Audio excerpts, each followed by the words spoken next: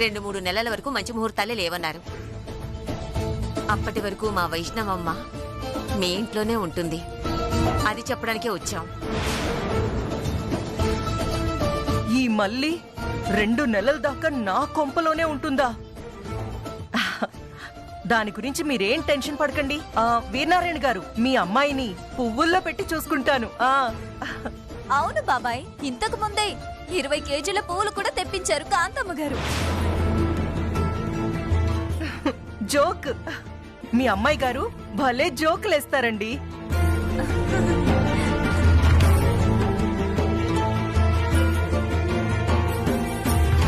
బాబాయ్, అంటే మిమ్మల్ని వదిలిపెట్టి ఇంకా నేను 2 నెలలుండాలా?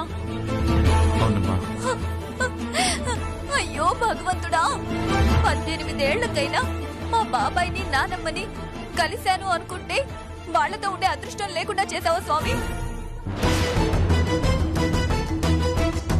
మా బాబాయ్ గుండెల మీద పడుకోవాలని, మా నానమ్మ చెప్పే కథలు వినాలని ఎంతో ఆశపడ్డాను. అవన్నీ నాకు లేకుండా చేసావా? ఈ పాపిష్ట జన్మ నాకొద్దు స్వామి, నాకొద్దు స్వామి, నాకొద్దు. వైష్ణవి, అమ్మా వైష్ణవి,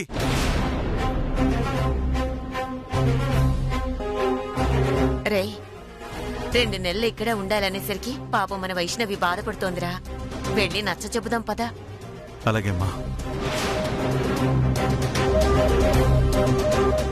అబ్బో, ఈ వైష్ణవిదేవి మామూలు ఓరాక్టింగ్ చేయట్లేదు. నీలు, దీని ఓవర్ యాక్షన్ తో చచ్చిపోతున్నాను. పద, లోపల ఏం ఘనకార్యం చేస్తుందో ఏంటో. పద. పద్మా,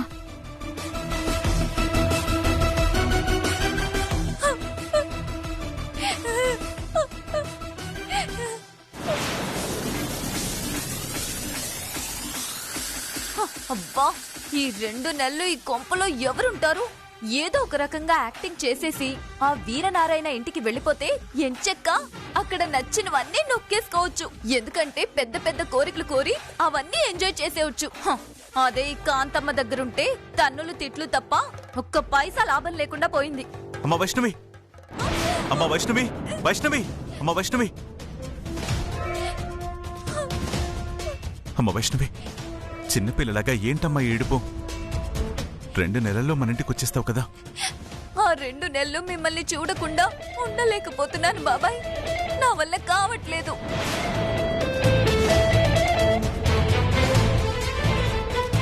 అమ్మ దీని పర్ఫార్మెన్సో వదిలేస్తే ఆస్కార్ అవార్డు కొట్టేస్తుందిగా. బాధపడకమ్మా. కావాలంటే నేను మీ బాబాయ్ కూడా నీతో పాటే ఉండిపోతాం. ఓసి ముసల్దానా, నువ్వు వీడు ఇక్కడుంటే నాకేంటి లాభం? నేను మీ ఇంటికొస్తే కదా నాకు లాభం. నానమ్మ, నా కోసం మీ పనులన్నీ వదులుకోవద్దు నానమ్మ. నా కోసం ఈ కాంతమ్మ గారి ఇంట్లో ఉండి ఈ ఏసీ లేని గదుల్లో పడుకోలేరు నానమ్మ. ఇక్కడే ఉంటే ఆ నీలంబరి చేసే వంటలకి చచ్చిపోతారు నానమ్మ. కష్టమో నష్టమో నేనే 2 నెలలు ఆగుతాను నానమ్మ.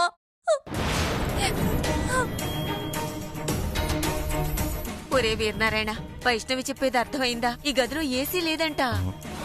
నిజమే అమ్మా. పైగా ఈ నీలాంబరి చేసే దిక్కుమాలిన వంట తిని చచ్చిపోతావంట. అంటే బిడ్డ ఇక్కడ ఏసీ లేక, సరైన తిండి లేక ఎన్ని బాధలు పడుతుందో అర్థమైందా? అర్థమైందమ్మా.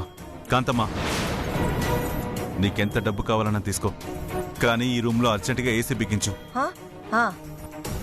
అలాగే ఒక మంచి వంట మనిషిని పెట్టు.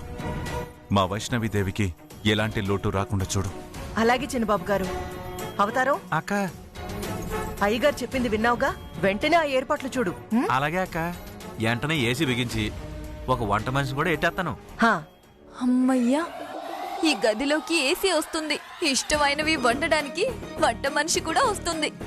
సర్లే, ఈసారికి దీంతో అడ్జస్ట్ అయిపోదాం. బాబాయ్, నా కోసం ఇంత ఖర్చెందుకు బాబాయ్? నా బంగారు తల్లి, నువ్వు జమీందారి వారసురాలివమ్మా. కోట్ల రూపాయల డబ్బు ఉన్నది నువ్వు ఖర్చు పెట్టుకోవడానికి. మీ ఇంటి బిడ్డగా పుట్టడం నిజంగా నా అదృష్టం బాబాయ్.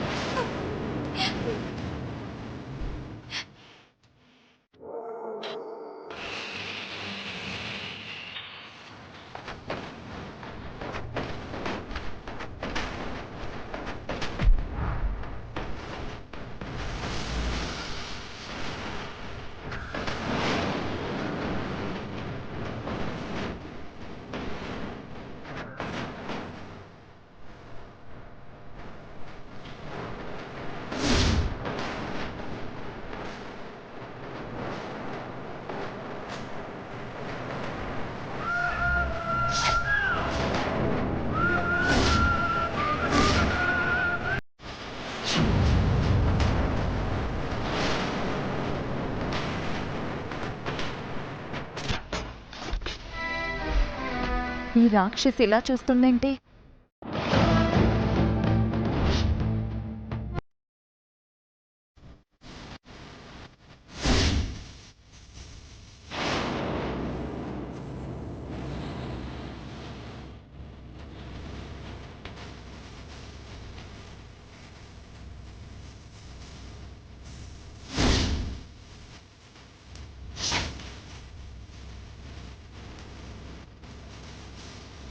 బాబాయ్, ఇది నీ పర్సే కదా?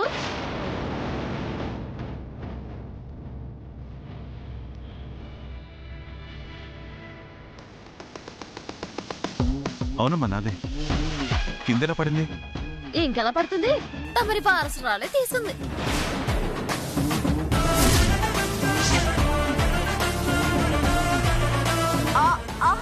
నేనేం తీలేదు బాబాయ్. మిమ్మల్ని కౌగులించుకుంటున్నప్పుడు జారి పడుంటుంది. అంతే బాబాయ్.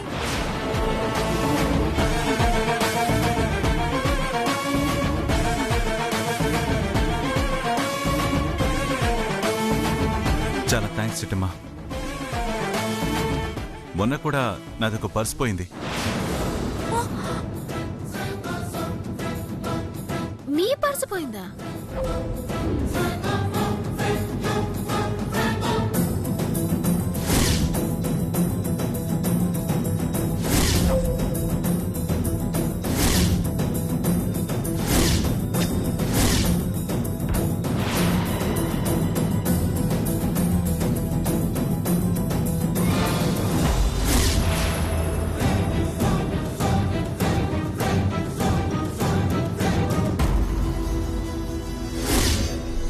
ఒక్క నిమిషం బాబాయ్.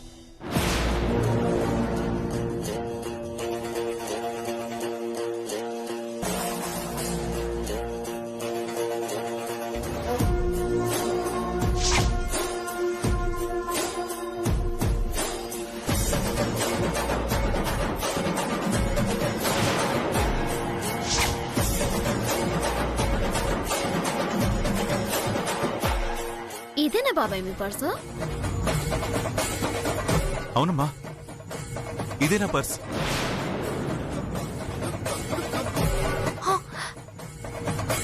ఛా, ఈ చిట్టెమ్మ దీన్ని అడ్డంగా ఇరికించేసిందే.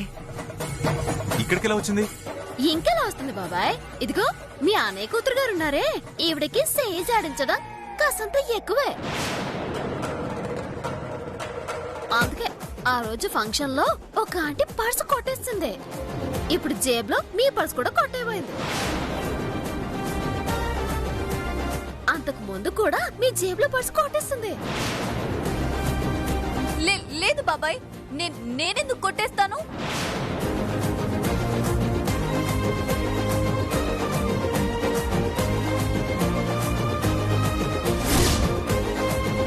ఒక్క నిమిషం రా.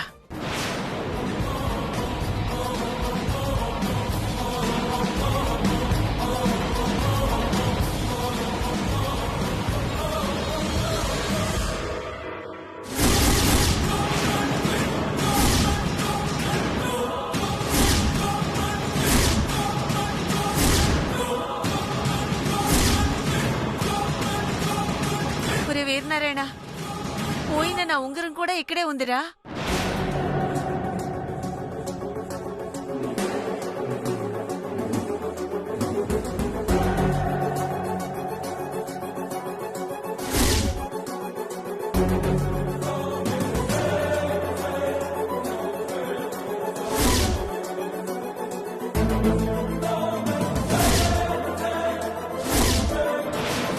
భగవంతుడా, ఇలా ఇరికించేసావేంటి స్వామి?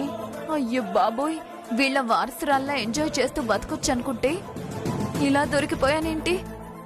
ఆ రోజు ఫంక్షన్ లోనే చెప్పాను ఈ అమ్మాయి పర్సు నొక్కేసింది అని, కానీ ఒక్కరు కూడా నా మాట నమ్మలేదు. ఇప్పుడేమంటారు?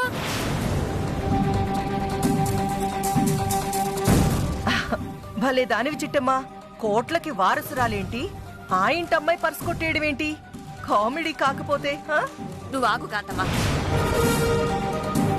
అమ్మా వైష్ణవి, అసలు బాబాయ్ జేబులో ఉండవలసిన పర్సు ఎందుకు తీసావు? అసలు ఈ ఉంగరం నీ దగ్గరికి ఎలా వచ్చింది?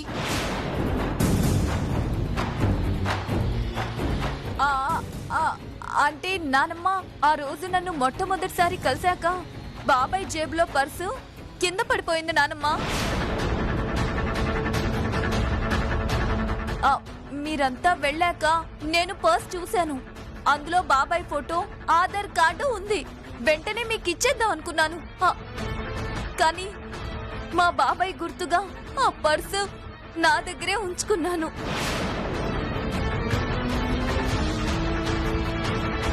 తిరిగి మళ్ళీ ఇంటికి వచ్చాక మీకు ఇచ్చేద్దాం అనుకున్నాను. కానీ నేను ఈ లోపే దొరికిపోయాను నానమ్మ. నా తప్పుంటే క్షమించండి నానమ్మ.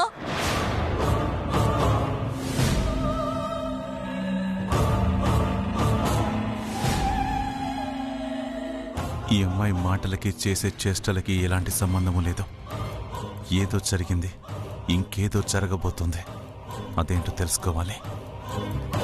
సర్లేమ్మా, మా పర్సు ఉంగరం తీసింది మా అన్న కూతురే కదా, ఇది ఇంతటితో వదిలిద్దాం. అది కాదు బాబాయ్. ప్లీజ్ చెట్టమ్మా. చిన్నపిల్ల, తెలుసో తెలియకో నా పర్సు గుర్తుగా ఉంచుకుంది. అదేం పెద్ద తప్పు కాదులే.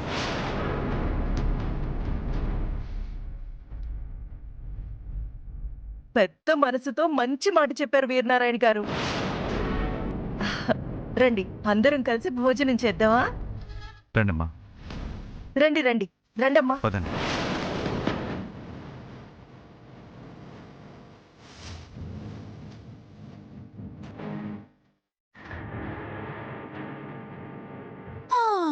అమ్మయ్య, బతికాను. ఒసే రాక్షసి, ఇంకొకసారి గనక చెయ్యి జాడించావో 2 చేతులు నరికేస్తాను. జాగ్రత్త. పద.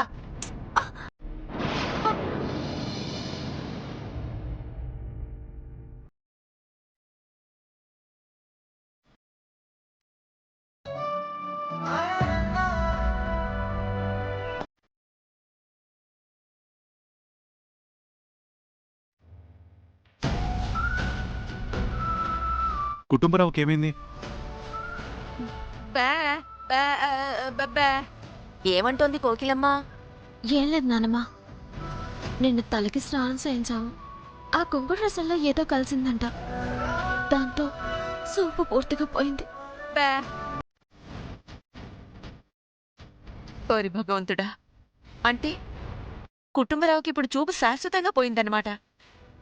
అవునమ్మా, ఆపరేషన్ చేయడానికి 4 లక్షల దాకా ఖర్చు అవుతాయి అన్నారు. చేతిలో సిల్లి గవ్వ లేకుండా ఆపరేషన్ ఎలా చేయించాలా అని ఆలోచిస్తున్నాము. అదేంటమ్మా, మేమున్నామన్న విషయం మర్చిపోయావా? 4 లక్షలే కదా, నేనిస్తాను. వెంటనే ఆపరేషన్ చేయించేసండి.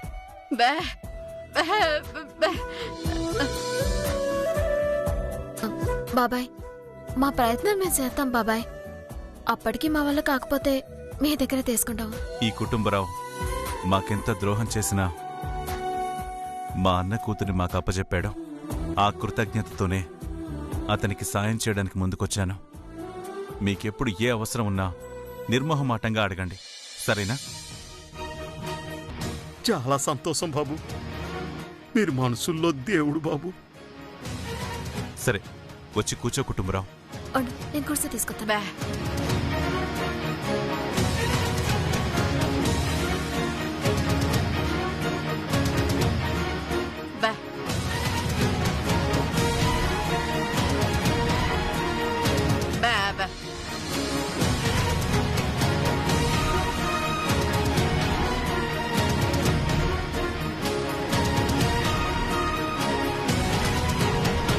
నీలు, వడ్డిద్దాం పద.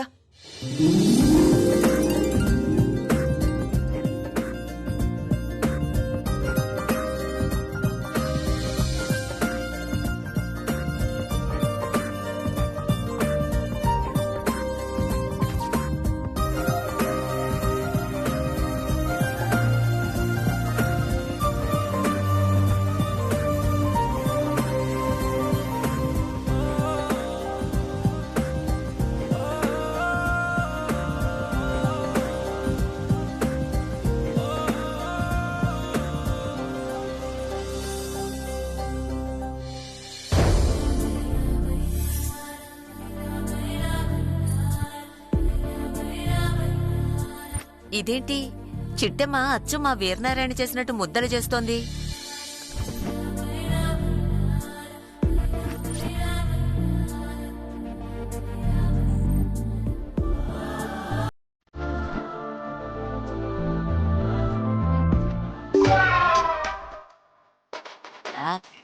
ఇదేం తిండిరా భగవంతుడా. అంతేలే పాపం, పేరింట్లో పెరిగింది కదా, పాపం అలవాట్లే వచ్చినట్టున్నాయి. కానీ చిట్టమ్మకి మా వీరనారాయణ అలవాట్లు ఎలా వచ్చాయి?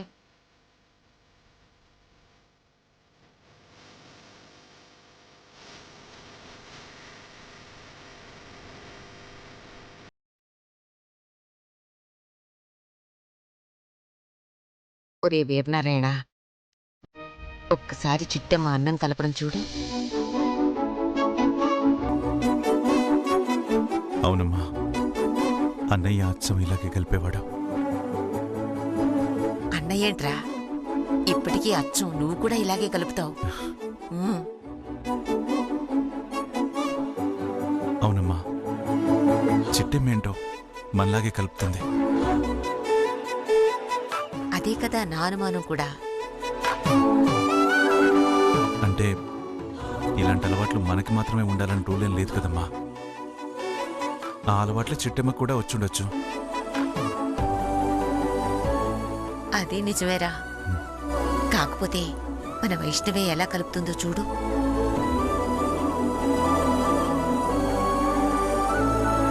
అబ్బా, అదేం తినడమమ్మా. అదే కదరా నా బాధ కూడా. పాపం పుట్టిన దగ్గర నుంచి పేదవాళ్ళ ఇంట్లోనే పెరిగింది కదా, ఆ అలవాట్లే వచ్చేసుంటాయి. నిజమేమ్మా, పేదవాళ్ళింట్లో పెరగటం వల్ల వచ్చిన అలవాట, జన్మతో వచ్చిన అలవాటం ఇప్పుడే తేల్చేస్తాను.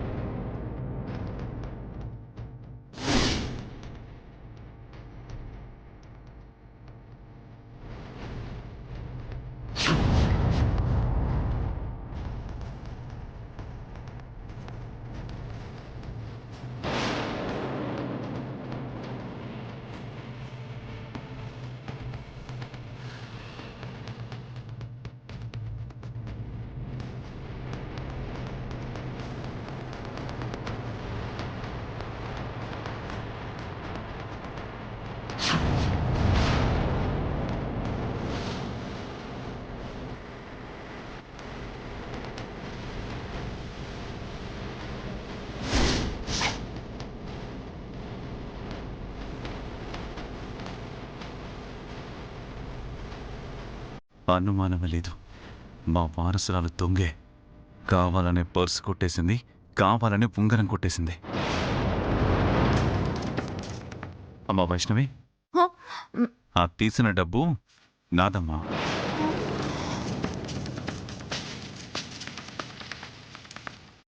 అది బాబాయ్, ఎవరివో అనుకొని తీసుకున్నాను బాబాయ్. ఇవి మీవా? ఇదిగో తీసుకోండి, తీసుకోండి బాబాయ్.